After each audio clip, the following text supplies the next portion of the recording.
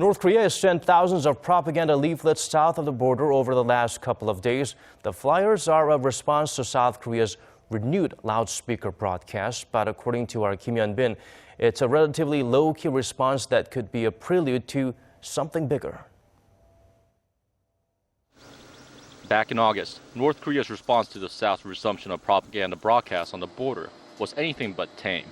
Soldiers fired on the speakers, and the North warned the South to dismantle them, giving Seoul a deadline of 48 hours.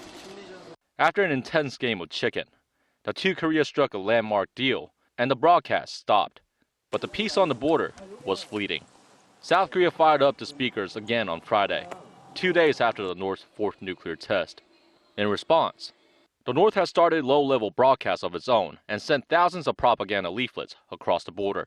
An expert in Seoul says that a fairly tepid response compared to the one in August, at least so far, suggesting an ulterior motive. The fourth nuclear test was aimed at opening up dialogue with the international community, especially the U.S., but responding to Seoul's loudspeaker broadcast could make the nuclear test an inter-Korean issue.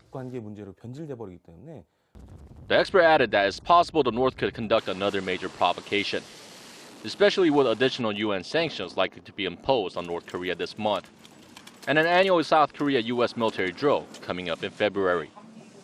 North Korea has been enhancing its technology, not only nuclear but also its missiles, including submarine-launched ballistic missiles, the Musudan and the KN-08. Neither the Musudan nor the KN-08 have been tested, so the possibility of a launch is very high. South Korea's defense ministry says it's keeping a close eye on any unusual movements in the North and emphasized that it will act swiftly and strongly to counter any potential threats from the North. Kim Hyun, Arirang News.